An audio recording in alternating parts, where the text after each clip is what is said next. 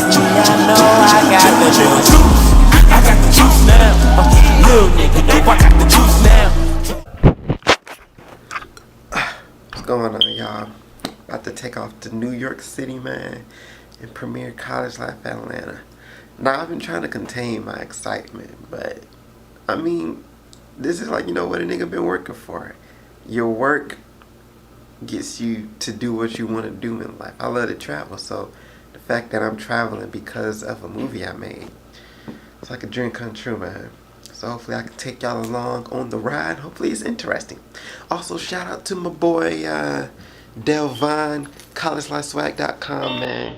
Gave me this suit. Man, I don't know Miles. I like this stuff, but I'm fucking out of it. So shout out to you, man, y'all. Let's see what we do. Hey, humble beginners, most success stories have was you made fun of for doing something that you love.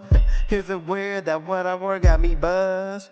I took an iPod and it gave me the shove to make something out of nothing. Ayy, I'd rather be who I am than somebody that I wasn't. I remember being laughed at and not with. I tell the same stories in all of my verses, but the story reminds me of who I am and where I came from, and everything I did just to prove that little something that I'ma make it. Just like Devin Miles in that drum, so never forget Miles Trip, but there's only one. I'ma make you remember me.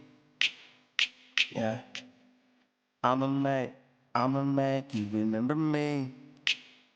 For real though. 95 until it's time to settle down, rewind. To look back, now I'm on my back, how I started. And I'm looking back like I wanted to reach all the sons and the daughters, the fathers forever lost in a never-ending cycle. We'll always be robbed of, cause that's how I started. Box Rome forever marked me. Playground with my friends, but that little shit ain't excite me. I was into poetry and pottery, got in touch with my feelings, and my feelings started molding me. Picked up my pen, start flowing, see, I had a voice, it was a choice, never abused it. Music was the acoustic to my soul, I was in tune with. Put my 2 cents when my 2 feet and my 2 eyes went to snooping in music class, schooling niggas on the music. It's my blueprint cut. I'll make you remember me.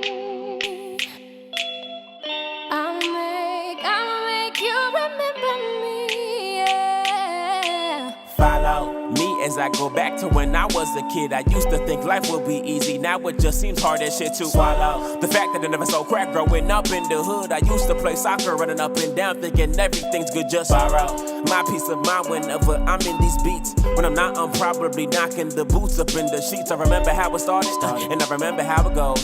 And I remember when I first started treating females like they some hoes. And see, one of us was happy, and one of us was sad. So we fuss and fight, you leave for the night and go creep beside the jack of an older man whose plan was smash and scram, but you too hard-headed. Should've been with me, but you up in the sheet with a dude, cause call better. I remember. I'ma make you remember me, cause my time is soon to come. I'm shining like the sun. Just want you to remember me as someone, yeah. Come on, everybody. How you doing? I'm Miles Triplett. Okay. I want to actually start off with a joke. I've been working on it. Alright. What do you call a fish with no eye? Oh my God, I can't look at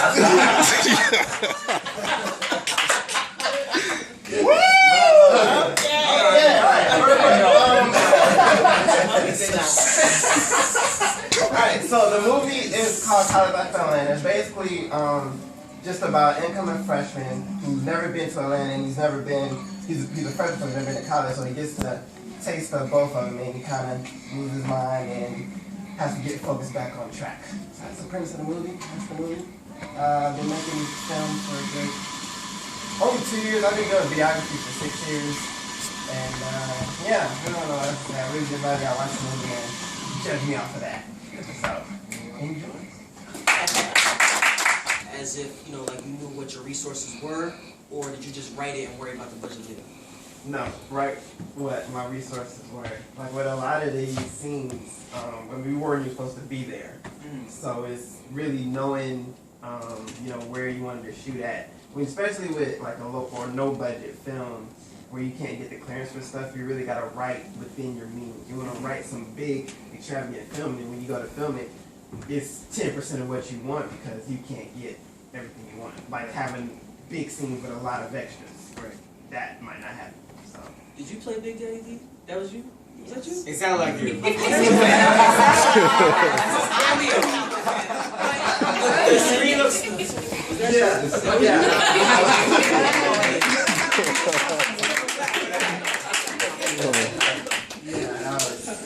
That was me. Did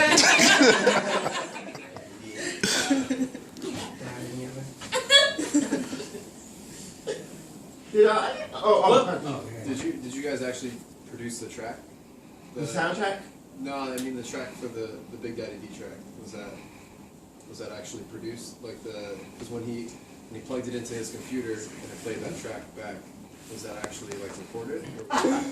Yeah, we made it. It's we have a group called the West Wind. It's actually his production group. He's a music manager. Nice. And he his production group has scored the whole movie.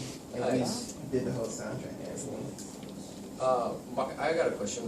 Main character, you can obviously see like the transformation. Was that organic or was that something you directed? Because I feel like you did a good job showing, being a different person in the beginning and then slowly changed towards the end. It was directed, definitely. Yeah, I was gonna say it's hard to get somebody to do that on their own, right? Yeah, because Yeah.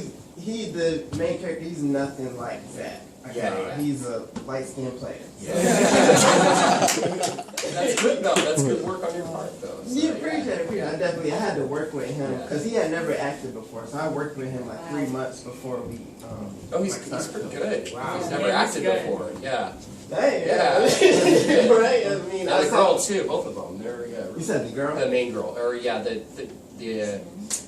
girl. Sam? Yeah. Yes. Yeah. Her too. Yeah, they're both really good. They have good chemistry. Yeah. We're actually dating now.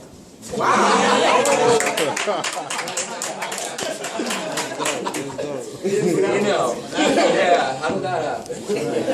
Cool. So from when you did the film and now you're like watching it back and seeing the receptivity from the rest of the audience? Actually, I watch y'all. Like when I show people like anything that I do, I more watch y'all, man. I know it probably look like it, but I was side eyeing y'all the whole time. Like just seeing, where you laugh at, see what jokes you miss. Just really watching y'all. I watch y'all all the time. Cause I've seen this probably like 20, 25 times. So I've overanalyzed myself a lot. For the sex scenes, was it incredibly awkward, or did you control the situation and make it comfortable? Because I've had to do a couple of scenes like that, and it was just awkward.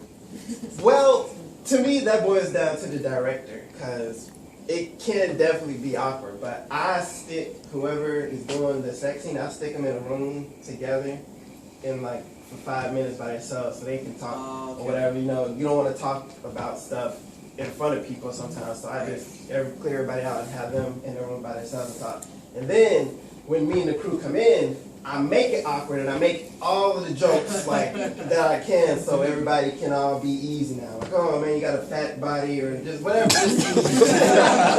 Just talking about them so everybody can be easy. So then it takes 20 minutes and then by that time everybody's cool. Probably the only awkward one was that last one because we didn't know the girl.